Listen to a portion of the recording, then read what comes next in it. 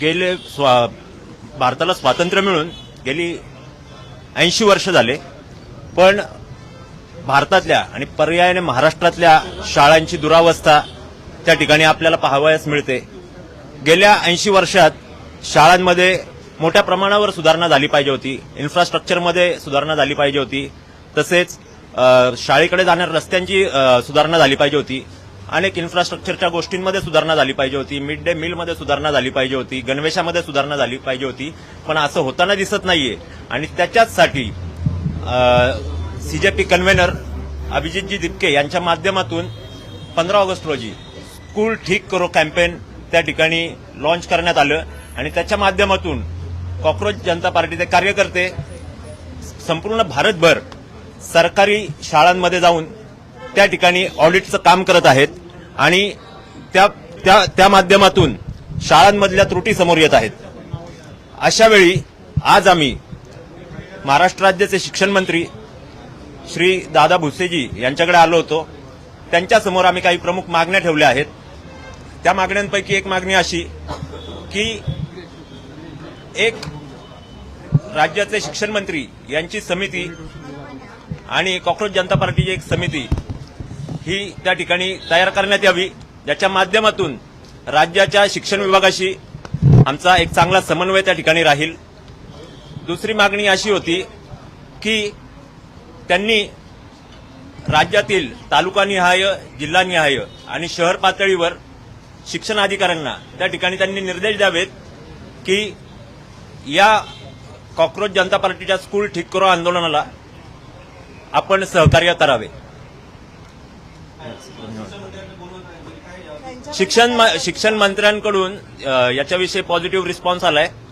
त्यांनी सचिवांकडे या गोष्टीसाठी पाठपुरावा करण्याची त्यांनी त्या ठिकाणी माहिती दिली आहे की एक कॉक्रोच जनता पार्टी समिती सचिवांशी त्या ठिकाणी समन्वयात राहील आणि अशा प्रकारे चांगला रिस्पॉन्स नक्कीच आलाय आणि एक निवेदन कॉक्रोच जनता पार्टीच्या माध्यमातून आम्ही त्या ठिकाणी राज्य शिक्षण मंत्र्यांकडे दिले आहे। सकारात्मक होते ते मी आधीच सांगितलं। नक्कीच शिक्षा मंत्री हे सकारात्मक होते, त्या ठिकाणी चर्चा बराच वेळ आमची चालली आणि त्यांचा प्रतिसाद देखील सकारात्मक होता।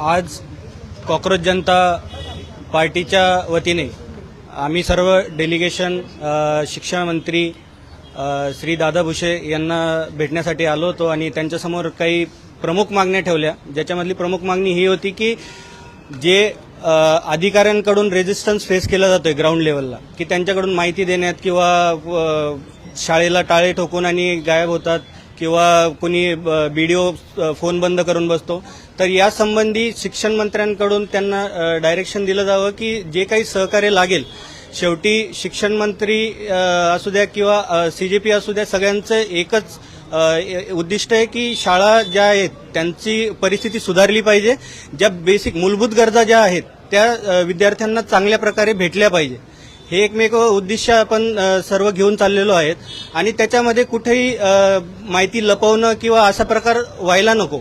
तर यासाठी आम्ही शिक्षण मंत्र्यांकडे मागणी केली की आपल्या साईडनी डायरेक्शन एक दिलं जावं की सर्वांनी सीजेपीला सहकार्य करावे आणि त्यांच्याकडूनही त्याच्याबद्दल एक पॉझिटिव्ह रिस्पॉन्स आम्हाला मिळालेला आहे। ते म्हटले की जे काही अडचण असेल तुम्ही सचिवांना दाखवा, सचिवांना द्या, कुठल्याही शाळांमध्ये कुठली त्रुटी आढळून आली तर तीही आमच्यापर्यंत पोहोचवा, आम्ही त्याच्यातून नक्कीच त्याला व्यवस्थित करण्याचा, सुधारण्याचा प्रयत्न आम्ही करूयात। तर एकंदरीत ते पॉझिटिव्ह होते। आमची आशा आहे की ॲक्शनमधूनही ते आम्हाला येत्या दिवसात दिसेल। बस आज एवढंच झालं त्यांच्यासोबत। साधारण कोऑर्डिनेशनमध्ये किती दिवसाचा कालावधी मागितला, म्हणजे कोऑर्डिनेशनमध्ये त्यांच्यापैकी एक जण तुमच्या सोबत असावा ज्यामुळे कोऑर्डिनेशन व्यवस्थित राहावं, यासाठी कोण माणूस देणार आहे, किती माणूस देणार आहे, कशा पद्धतीनं असणार आहे? सध्या त्यांनी सचिवांशीच कोऑर्डिनेशन ठेवायला लावले। ज्या कोणत्या शाळेमध्ये जर कुठे त्रुटी असेल, पाणी नसेल, शौचालय ठीक नसेल किंवा कुठली मूलभूत गरजा तिथं व्यवस्थित इन्फ्रास्ट्रक्चर झालं कुठेही जर समजा त्रुटी असेल तर त्यांनी सांगितलंय की सचिवांना मेल करा किंवा त्यांना पाठवून द्या. बाय हँड जरी तुम्ही ते दिलं तरी पण चालेल, काही अडचण नाही. तुमच्या त्या ज्या काही मागण्या असतील त्या पूर्ण केल्या जातील. येत्या दिवसामध्ये सर्व शाळांना भेटी दिल्या जातील.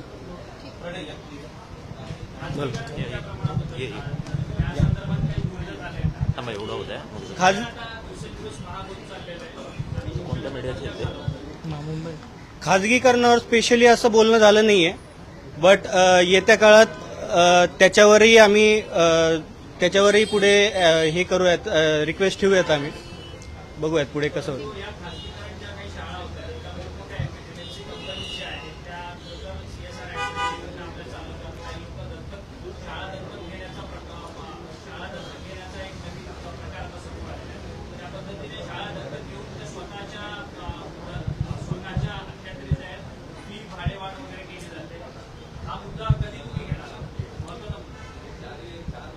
या मुद्द्यावर खरं तर प्रायव्हेटायझेशन जे शिक्षा ही एक मूलभूत अधिकार आहे आणि तो सर्वांना फ्रीमध्ये मिळाला पाहिजे.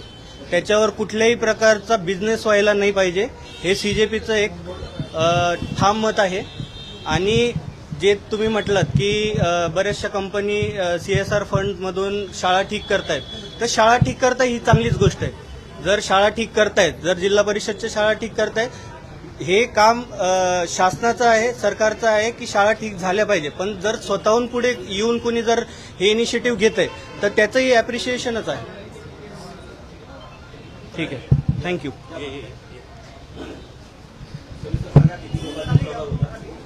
एक 8 जणांचं काय आमचं नेमक्या अडचणी येत आहेत तुम्हाला शाळांना भेटी देताना, आणि काय प्रश्न विचारले जात आहेत, नेमक्या कुठल्या गोष्टीला सामोरं जावं लागतं? बघा, जसे आमचे जेव्हा आमचे विद्यार्थी आणि आमचे सीजेपीचे मेंबर्स जेव्हा व्हिजिट करतात स्कूलला, फर्स्ट ऑफ ऑल त्यांना व्हिजिट करून दिलं जात नाही आणि ते रितसर परमिशन घेऊन सुद्धा जात असेल तरी अधिकारी लेवलवरती, ब्युरोक्रॅट लेवलवरती त्यांना अडकवलं जातं आणि तिथेच त्यांना दाबवलं जातं. हे थांबवण्यासाठी आज आमची नॅशनल कोऑर्डिनेशन टीम आली होती आणि आज आमचे एक 8 जणांचा delegation honourable education minister Shri Dada Bhuse यांच्याबरोबर झाला, ज्याच्यात त्यांची भूमिका पॉझिटिव्ह होती.